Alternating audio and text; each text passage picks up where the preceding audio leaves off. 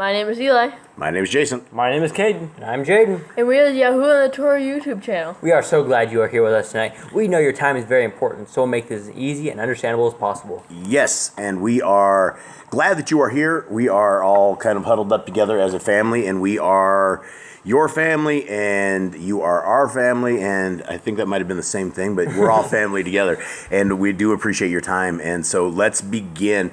And one thing we wanted to go over is we wanted to go over a comment of emissary of Elohim's, because I want to be as exact as we can possibly be. I think, and what I was discussing with my boys tonight, I think it would be amazing if we just get a note, like a blank notepad, and every day one of us take a verse starting in the beginning of the Torah and write it all the way to the end. And Cade says, hey, we're not kings. But I'm like, yes, wouldn't it be as cool to be as wise as kings and be able to write that out? I mean, it might take us a lifetime to do that, but I thought it was cool.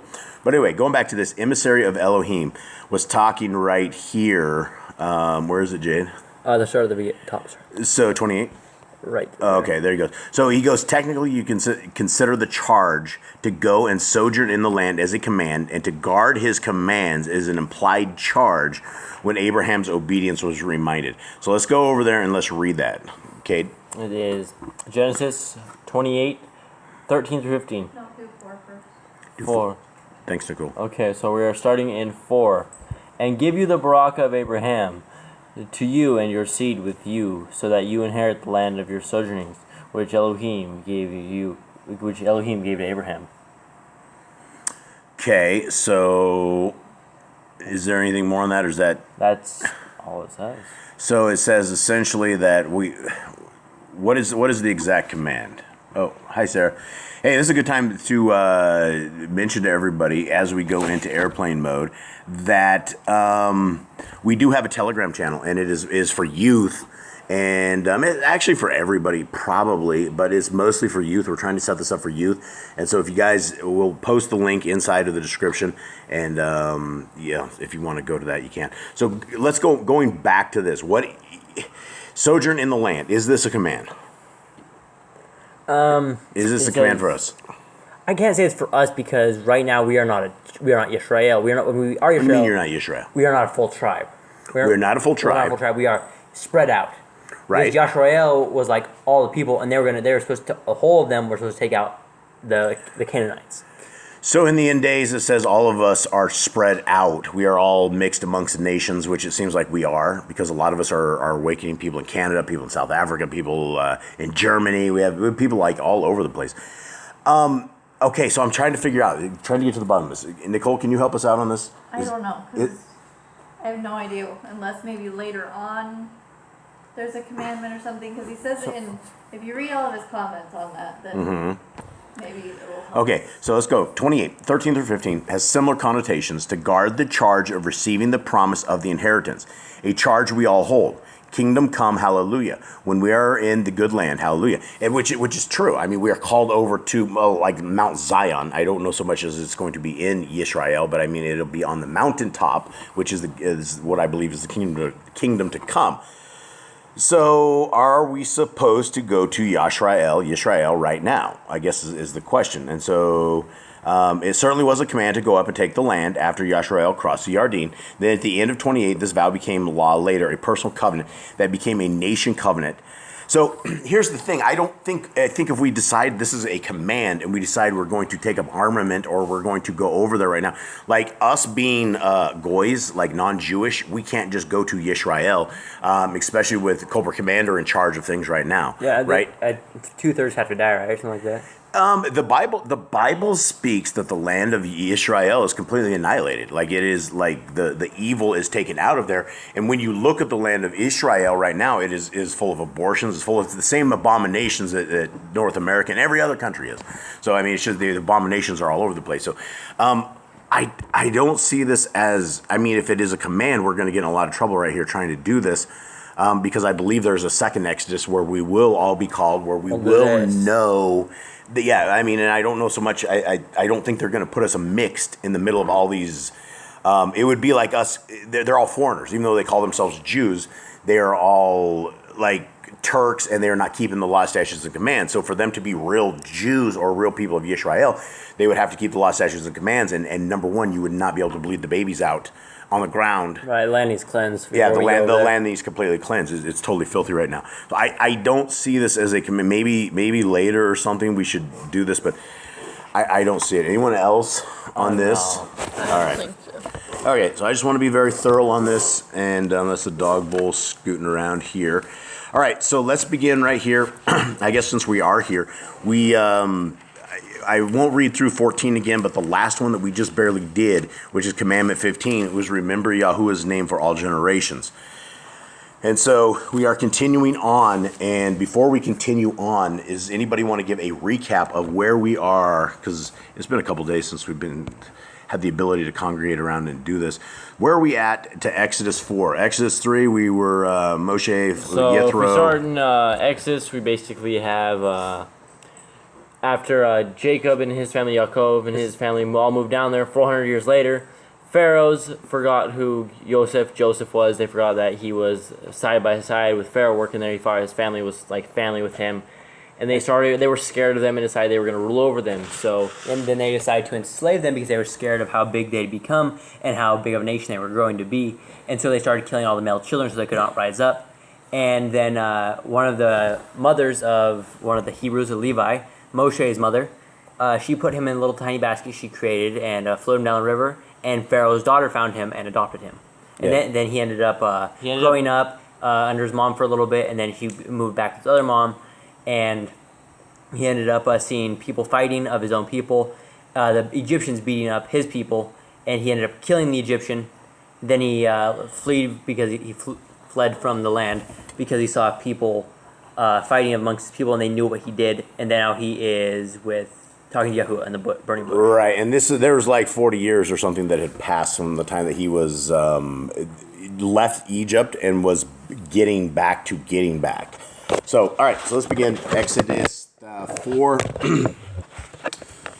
And my voice is a little raspy, it's just how it is. And Moshe answered and said, but behold, they will not believe me, nor hearken unto my voice. For they will say, Yahuwah has not appeared unto you. And Yahuwah said unto him, what is that in your hand? And he said, a rod. And he said, cast it on the ground. And he cast it on the ground, and it became a serpent. And Moshe fled from before it. And Yahuwah said unto Moshe, put forth your hand, and take it by the tail. And he put forth his hand, and caught it, and it became a rod in his hand.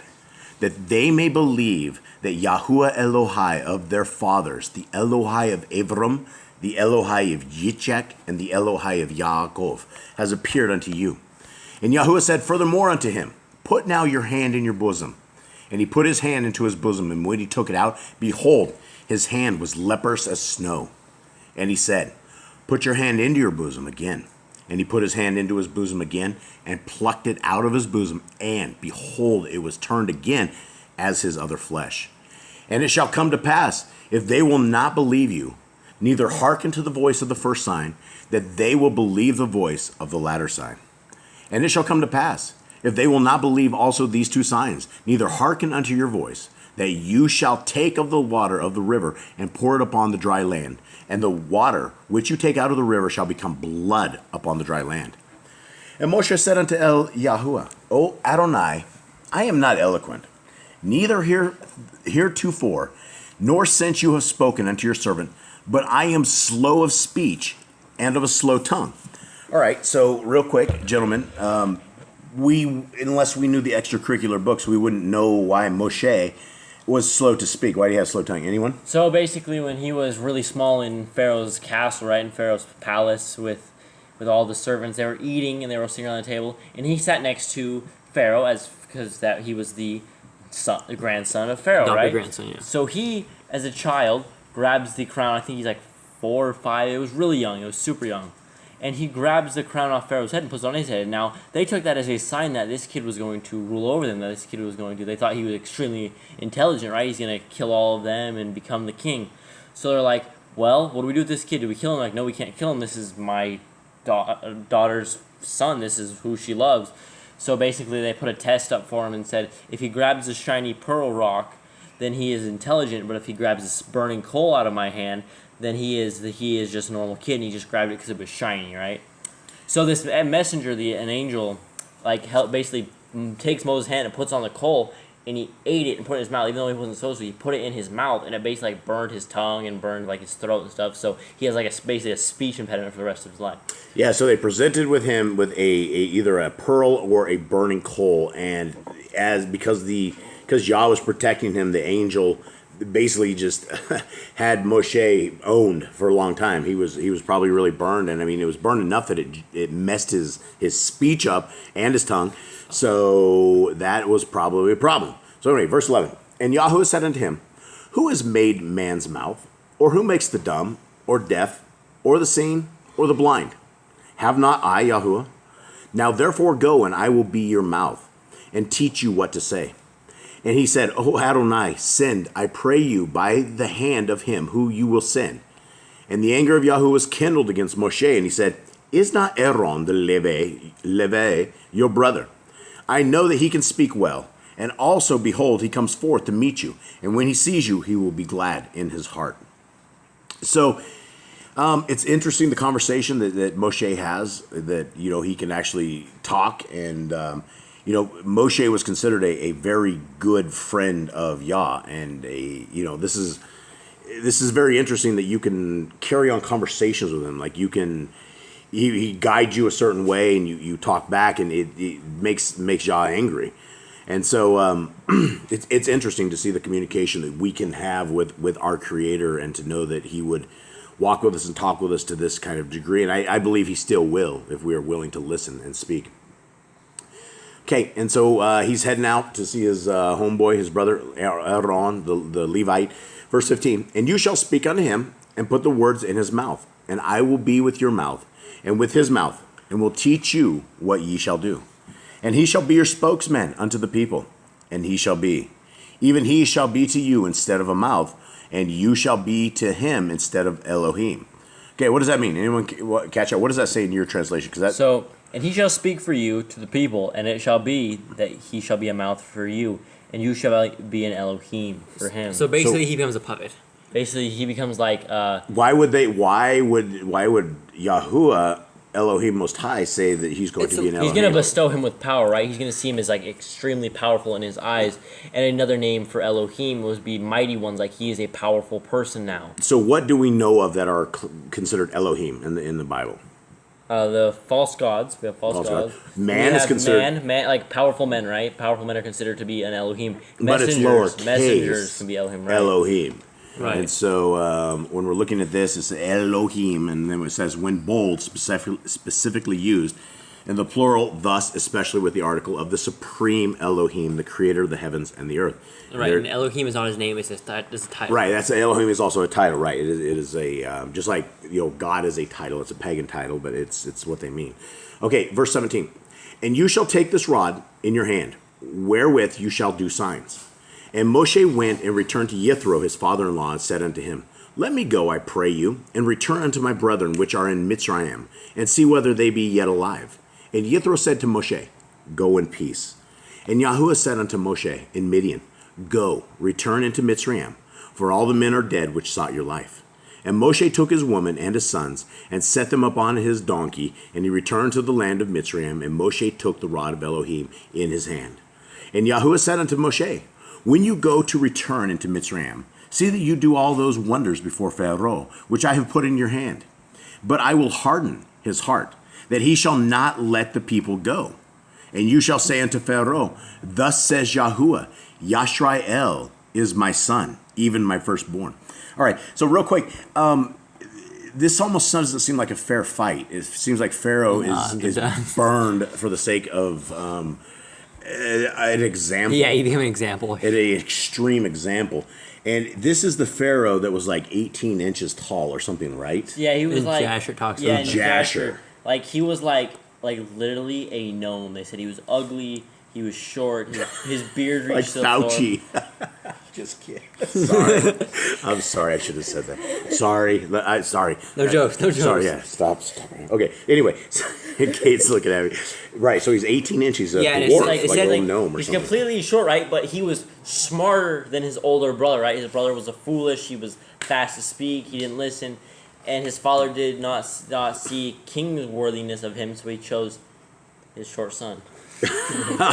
I'm sorry. The reason we're chuckling here is the other day there was a meme that was going around real quick, and it was Anthony Fauci on a ladder, and he was literally like at the height of a ladder. He was barely the same level as a human being. Probably the size of Pharaoh. It just looks just like Pharaoh. So anyway, that was it. Inside joke. Now you all know it. All right, where are we at, Nicole? Okay. And I say unto you, let my son go, that he may serve me. And if you refuse to let him go, behold, I will slay your son, even your firstborn. And it came to pass, by the way, in the end, that Yahuwah met him and sought to kill him. Okay, so what's anyone have any story on this? So Something about circumcision. I don't quite remember, but something. was this They were getting it goes cursed. down. It goes down. We read down and we find out why. All right, Nicole tells us to be patient. I think something happened, like in Jasher, where it talks about like how he was getting afflicted because of what happens next. 25. This Zipporah took a sharp stone and cut off the foreskin of her son and cast it at his feet, and she said, surely a bloody man are you to me. She didn't want him circumcised. She didn't? Is this kid like? I think. First, when he was first born. Okay. Zipporah didn't want the razor? Zipporah didn't want it. But Moshe probably was like, hey, 8 days old. But we he gotta- didn't obey, so y'all was sitting there afflicting him all Okay. this time for this, and he's like, I'm just. She opposed it. And how do we know this is just Jasher? Yeah, I think it's Jasher. But mine right here has a thing that says, now apparently he failed to circumcise one of his sons, his wife being opposed to it, but seeing his life as in such danger. Hey, she went from cook to surgeon fast. Yeah. I guess you would know how to do that. You're back in the day. There's no doctors or anything of that jive. So You are your own doctor. you were your own doctor. We are like we are now. Okay. So she saved the day. Verse 26. So he let him go. Then she said, a bloody man you are because of the circumcision. And Yahuwah said to Aaron, go into the wilderness to meet Moshe. And he went and met him in the mount of Elohim, and kissed him. And Moshe told Aaron all the words of Yahuwah who had sent him, and all the signs which he had commanded him. And Moshe and Aaron went and gathered together all the elders of the children of Yisrael. And Aaron spoke all the words which Yahuwah had spoken to Moshe, and did the signs in the sight of the people. And the people believed. And when they heard that Yahuwah had visited the children of Yisrael, that they had looked upon their affliction, then they bowed their heads and worshipped. So Moshe went and did a whole bunch of like amazing tricks. Check out my snake. Check out this out. He's Look like, at my hand. all right, everybody, put your hand in your cloak. Everyone out. Everyone like faints. Dude, if my hand turned like leopards, I'd be like, hey man. Well, I mean, can that's we- the scary thing, right? You see a snake, and you know snakes. Well, not all snakes, but most snakes are like scary, right? Most snakes are like venomous. I think they're all scary. Some that look gentle. What? Like not in this country. Like you've been to Petco before. Petco? I've never seen a gentle snake, Kate. Nice snakes at Petco. People always have snakes as pets. It doesn't look gentle to you? Does somebody There was think that looks like a there gentle was this thing? old man that was like from a church back when we were Christians and stuff, and he'd bring reptiles and stuff, and he had an iguana, a giant iguana, he had a snake, and they'd wrap around you and they'd all like hug you and stuff. They not choke you out, but they're like super nice. You could pet them. And I everything. remember Sunshine, the giant snake, and the handler Yeah, started crying when the snake died. That was He was awful. super sad. All right, Snake. we're going off the thing. Anyways, So- yeah, it's a scary thing to grab a snake, right? You like have to pick up a snake, and like, oh, this dude's crazy, and it turns back to a stick. Like, I'm wow. sure this is not just some like cool look. I'm sure this is like a viper, some He's like- evil viper. Yeah, no, this is probably some crazy stuff. All right, do we have any commands? No. No. Nothing. All right, let's Just remember circumcise your kids 8 days. Yeah, remember, just have your kids circumcised 8 days so the angel of death doesn't come and get you. Fun too. I think Yahuwah punishes you if you know. The more you know, the more you'll be punished for it. That puts us in a very, very bad spot. yeah. I mean, that's. I mean, a bad spot if we're not following it, right? If we're like sitting doing against Disobeying, you know. sinning, yes. So if we sin within these guidelines and actively know that because we are if sinning. you don't know that you're supposed to circumcise your kid, you really can't be punished for the law you don't know. If you don't, Oh, whoa! How do you know that? well, the Christians, it says everyone will get a chance to know. Well, It says- okay, I get it. Yes, that is true. All right, I rest my case. All right, Exodus 5:1. Like they can't say I'm Messiah. No, there's gonna be a chance where they heard about the law. Someone said they read the form about the law. There's some chance everyone gets a chance. I think Messiah. Yeah, I don't know.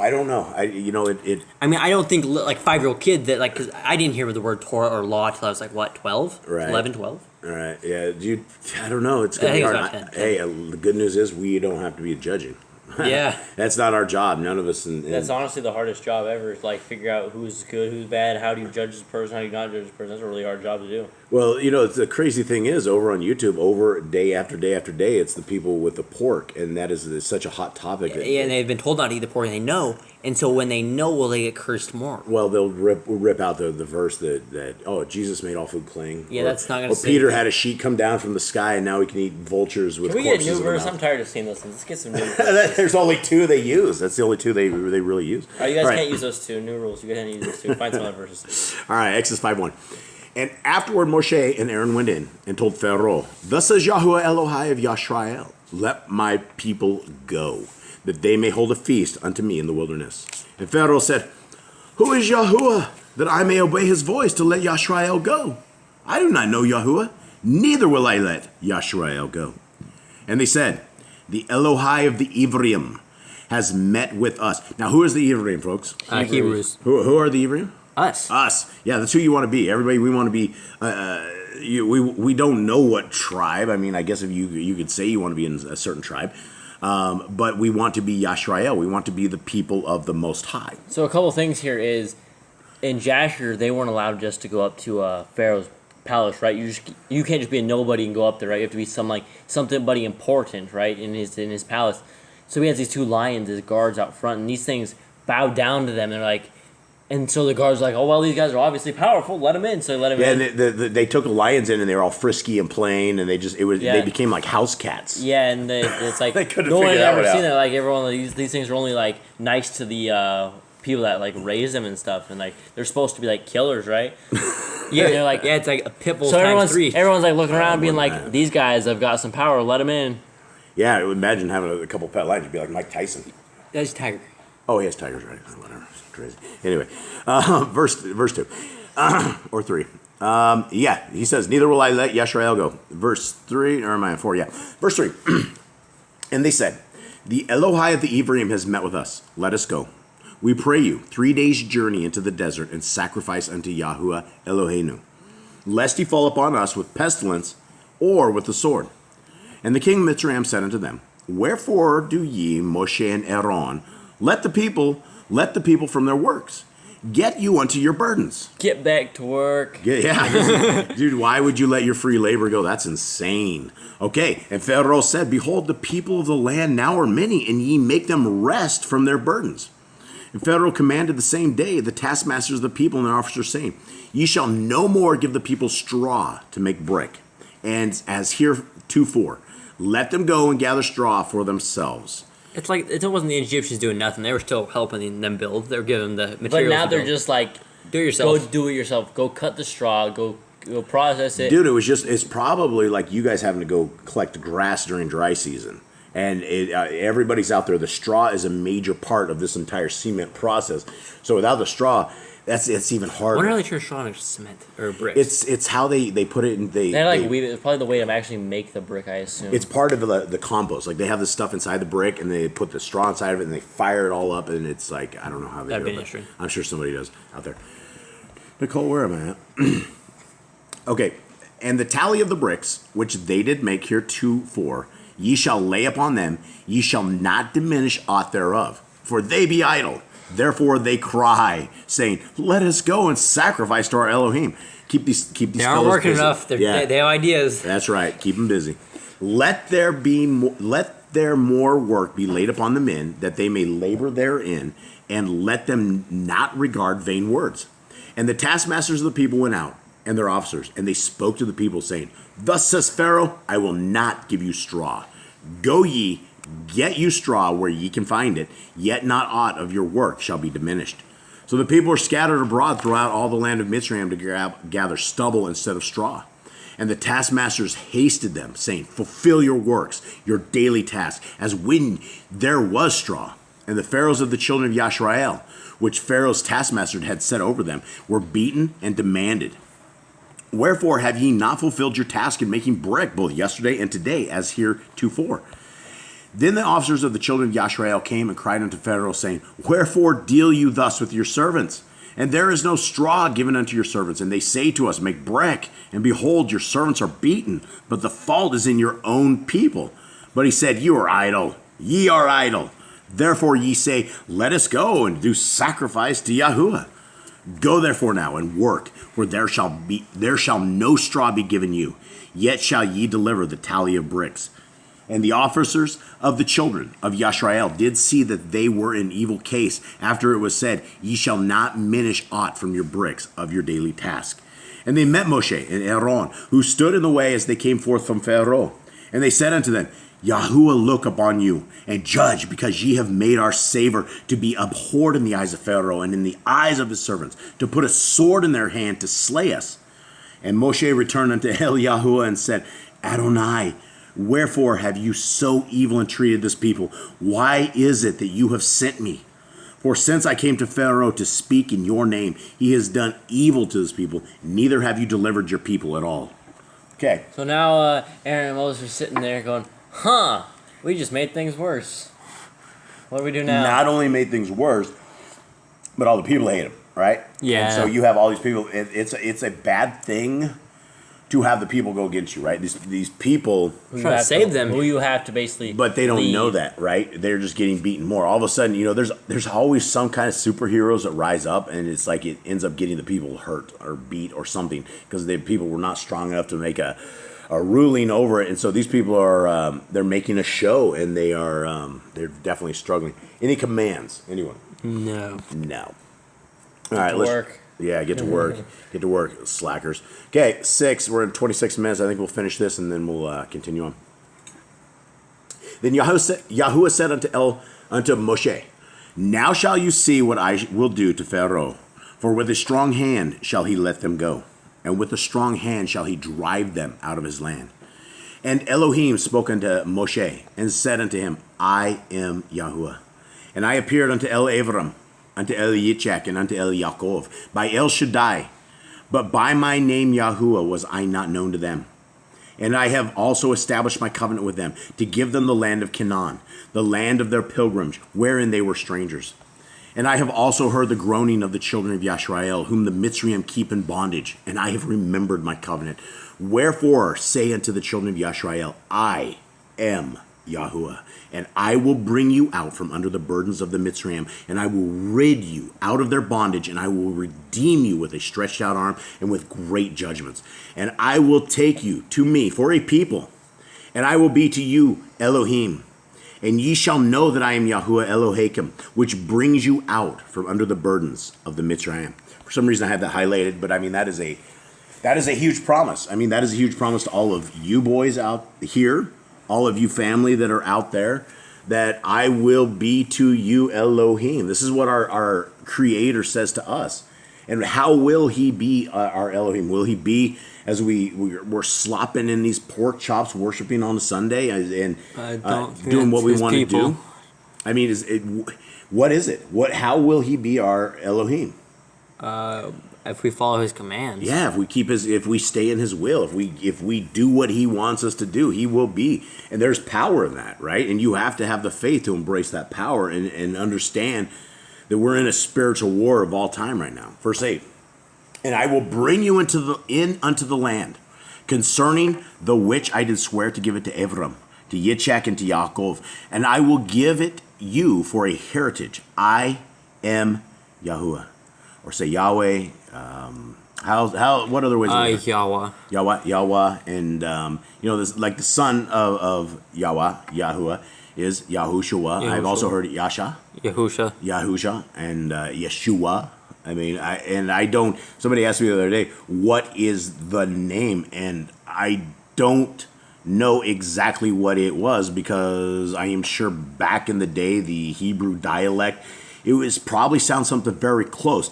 I don't believe he would turn around if you said Jesus when he was a Hebrew man.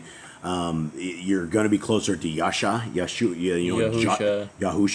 like Joshua with Y, Yeshua, something close to that. So anyway, I am Yahuwah. I mean, that's a huge thing. I mean, that is our Creator, and that is the name we have to. That's the only name. It's his name and his son. And Moshe spoke, verse 9, so unto the children of Yashrael, but they hearkened not unto Moshe for anguish of the Ruach and for cruel bondage. So these people all start fighting Moshe back. Moshe's like, wow, I don't know what's going on here. I'm getting smoted Verse 10, and Yahuwah spoke unto Moshe, saying, Go in, speak unto Pharaoh, king of Mitzrayim, that he let the children of Yashrael go out of his land. And Moshe spoke unto Yahuwah, saying, Behold, the children of Yashrael have not hearkened unto me.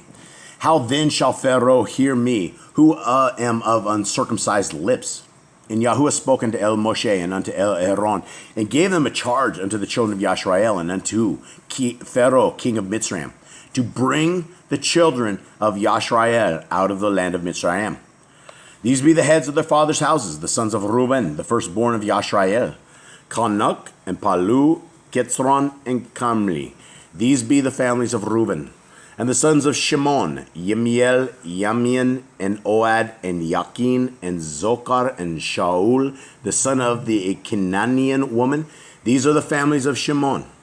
And these are the names of the sons of Levi, according to their generations: Gershon, Kohath, and Merari. And the years of the life of Levi were 137 years. The sons of Gershon, Livni, and Shimini, according to their families. And the sons of Kohath, Amram, and Yitshar, and Kevron, and Uziel. And the years of the life of Kohath were 133 years.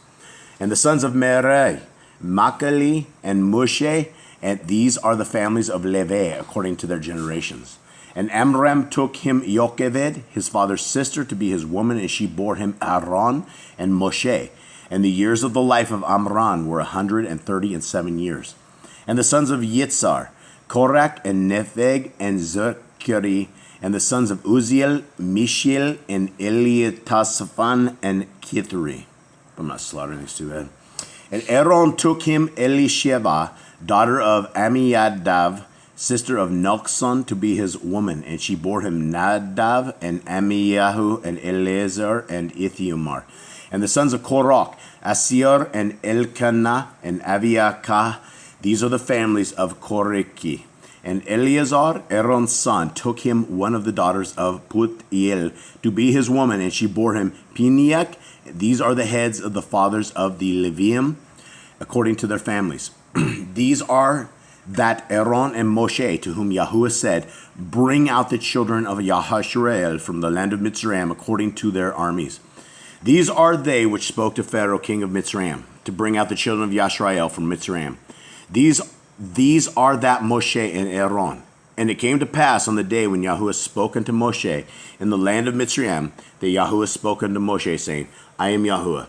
Speak you unto Pharaoh, king of Mitzrayim, all that I say unto you. And Moshe said before Yahuwah, Behold, I am of uncircumcised lips, and how shall Pharaoh hearken unto me? Oh, man. He needs to work his faith a little bit. Well, I mean, he obviously is what Yah's looking for in people.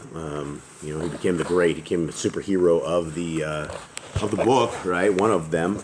Sorry, guys, I probably just made a lot of noise. I'm just trying to put the tablet down so we can finish up out of here. So any commandments that we have, anything besides I got nothing. 15. So we just nailed another 3 of the Torah. And, it's kind of funny because, they say the Torah is really hard to follow. And it is something that it really doesn't seem hard at all. I mean, right now we're in the second book. Yep. We only have 15 commands. I mean, that just does not seem like oppression. It does not seem like bondages. It does not seem like, the ball and chain that we got to be free from. Go make bricks without straw. Yeah, and I mean, I'm about to do a lesson on the book of James 2. And, it completely breaks it completely breaks everything about the Christian religion. And it will go the entire, as I'm studying into this, I'm going back over the doctrines of the Christian religion. It is all about faith and grace, and there's nothing more. And that is contrary to what we're reading right here. And it is completely contrary it is dangerous because without a set of guidelines and without a set of doctrine that we have right here, we would be at a loss for certain things. Not only would we have unclean food and problems in our lives, we could be doing things that are bad. When you look at the qualities and the qualifications of Yah, it's all about righteousness, all about holiness. There's no weirdo, kinky Hasatan stuff, right? Like it's no dirtiness, there's no vileness, there's no darkness, right? It's all about light. It's about treating your neighbor as yourself. It's about loving God, our Creator, Elohim, with all our heart, mind, and soul. There's so much more than just faith and grace, and that God loves us so much we don't have to live He just wants to give us everything. And as much as that He may want to give us everything, He's not going to do that to a group of disobedient people. And so it is of utmost importance that as a family, as all of you guys out there, as all of us here around this table, that we discuss this, because it is a commandment that we do discuss this. We'll further on in here, it is a commandment that we go over the Torah and we write it up on our hearts, minds, and souls, and that you boys and that my family of you guys out there, that we all listen to this, and that we are in holiness with our Creator, that we understand the path to our Creator, that we're not going to be just raptured without facing tribulation. We are coming into a point of tribulation where if we do not have ourselves equipped with the Torah, we're going to be fighting a spiritual battle without the right swords. And so that's all I have to say on this, gentlemen. I appreciate everybody who's made it to the end of this. I know a couple of you guys actually do. Thank you guys so much for toughing it out with us, hanging with us as a family. We do appreciate your time, and it is truly valuable. Gentlemen, you have anything else? Read your Bibles and stay in the Torah. Stay in the No Torah. need to eat a pork chop. It's not healthy for you anyways. Yeah, don't eat unclean foods, and don't do evil stuff that Yah doesn't want us to do. So it's all about His ways, and they are the right ways. They will breed goodness and life. Okay. All right. Shalom. Shalom. Bye, everyone.